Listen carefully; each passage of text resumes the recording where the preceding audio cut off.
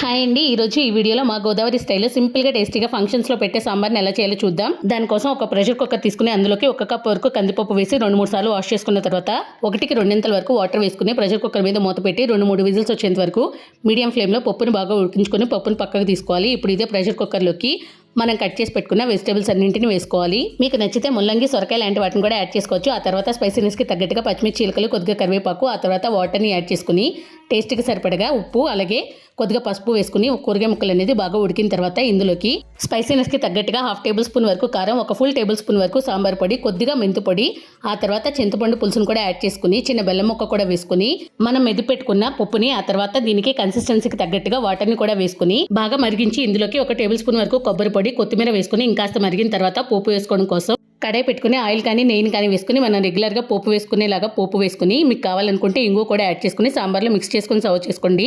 చాలా బాగుంటుంది.